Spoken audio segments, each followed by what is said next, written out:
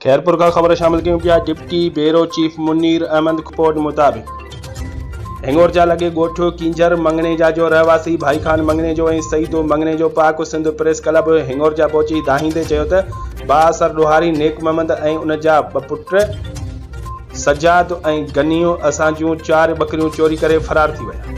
भाई खान मंगनी जो दाहींदे ॿुधायो त गुज़िरियल राति देर सां बकरियूं चोरी थियण जे फौरन बैदि असां ॻोठाणनि चोरनि जो पीछो कयो त चोरनि हिकु धकी बकरी जेका वियम ते हुई हली न सघण सबबि उन भलोड़ बकरीअ खे धकु हणी मारे रस्ते में फिटो कयो। वार पोयां हुजण करे चोरनि खां हिकु बकरी छॾाए वरिती, 2 बकरियूं चोर काहे फरार थी विया।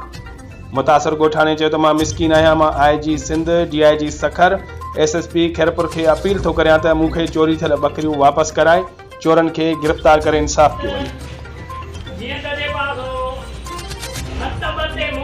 बकरियों नेकन जा पुट आए रहा हुआ जेते मुझे पुफाट मीरासन सईद ॾिठनि सॼे के आदमी पारियारनि खे बकरी छॾाई हुई। असां वञी पुलिस में एंट्री कराई हुई त जेको ज़रूर खुलम खां पैसा 10,000 रुपया वरिता, माण्हू बि कोन ॿधे 45,000 रुपया हुननि खां वठी असां ते हुननि जी माइन फरियाद ॾिठी, माइन बि FIR कराए छॾी। असां ते चोरियूं हुननि जा छोकिरा खनि FIR हुननि जूं मायूं कयूं।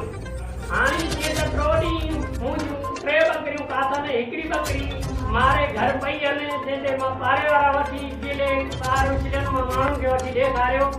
ट्रोडी मां जेको एंट्री कराई उते ई हिननि जूं मायूं आयूं, पुलिस खां मूंखे वरी बदिराए विझनि बकरी हुननि जे घर असां वीडियो पिया सबूत असां वटि।